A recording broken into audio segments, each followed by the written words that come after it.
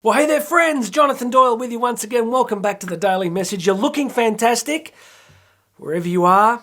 If you're listening, I've just got this vibe that you're looking amazing today. Hope you're doing okay, whatever's going on in your life. Some of us are cruising along. Some of us, things are going really well. Some of us watching or listening to this, I'm sure things are pretty tough at the moment. So wherever you're at in your journey, hang in there. It is better to be a live dog than a dead lion, as I often say, quoting from the book of Proverbs, that if you are alive, you are still in the game.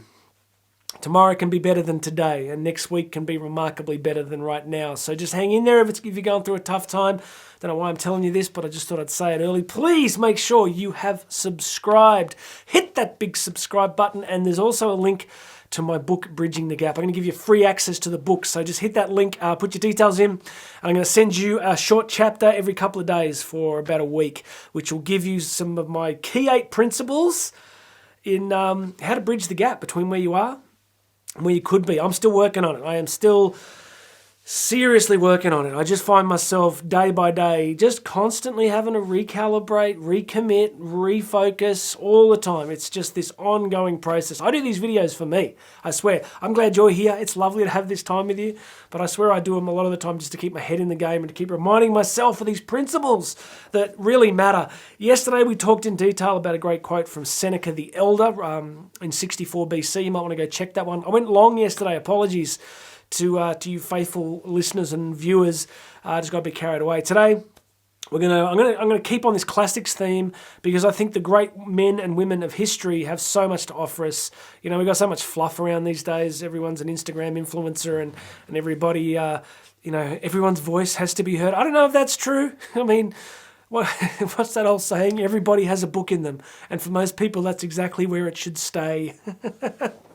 That's terrible. It's not, anyway, but I was saying to someone yesterday, the technology, the internet, the camera gear, the microphones mean that everybody can now publish. Does it mean everybody should publish? I don't know. You can be the judge of that while you're watching this. So hopefully I'm bringing some value. Today we're going to keep on a great quote from the Roman poet Ovid, I think his full name was Publicius Ovidius Naso. Wow. Writing at the time of Caesar Augustus, one of the great, poets of that era, of the great lyrical poetry that encapsulated that time.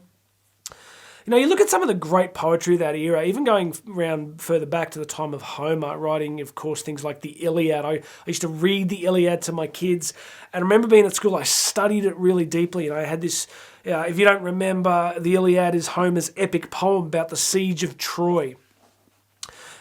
Which is on the shores of ancient Asia Minor, which is modern-day Turkey.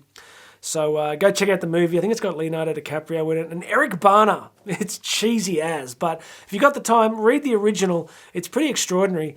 I remember being in high school, I memorized the opening lines of Book 6, where it said, "Dense as the mist that the west wind wrapped around the mountaintops, making the shepherds grumble, while the thief who finds it better than the night rejoices."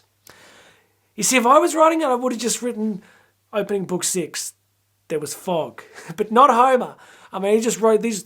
Anyway, they wrote some amazing stuff. They were great scholars of what it means to be human. So this is a short one today from the great Roman poet Ovid. Let's do it. If you are not ready today, you will be even less so tomorrow. This is why I love these guys, because the level of insight into what it means to be human in that short little statement is extraordinary, and it's really useful for all of us.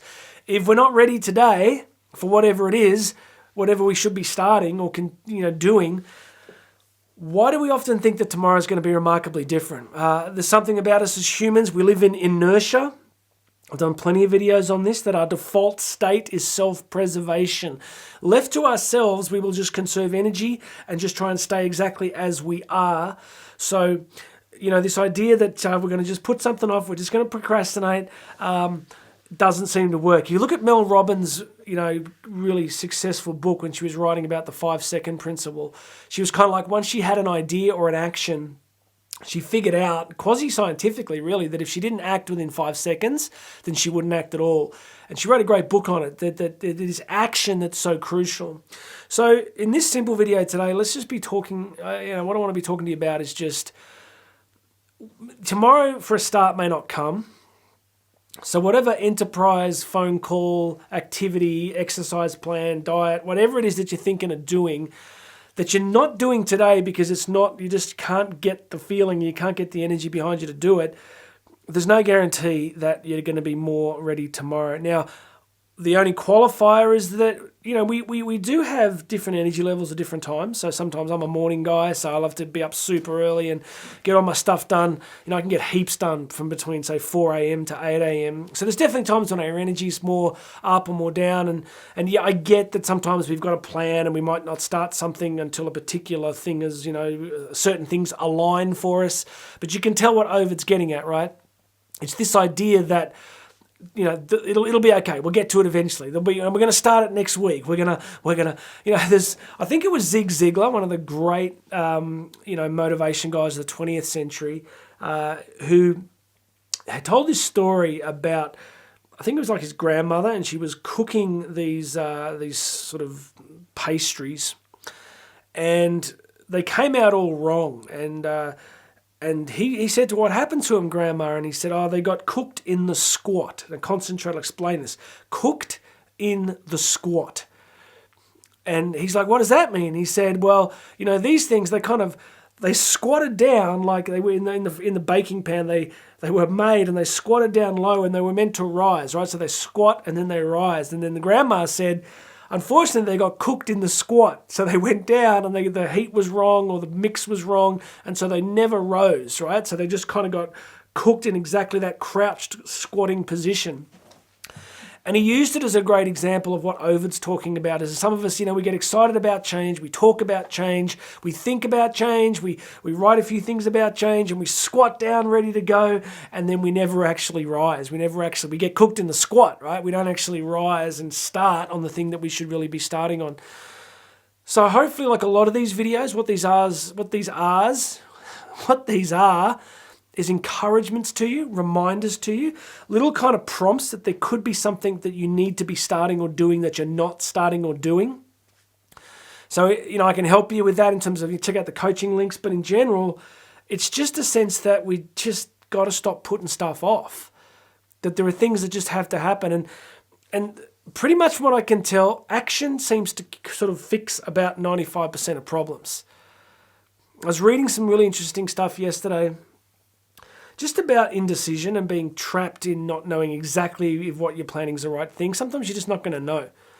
So the best thing you can do most of the time is just to take action. Not to be completely frivolous, but just to start and take action. And if it's the wrong action, you recalibrate, you make a different choice. But the worst thing you can do is nothing.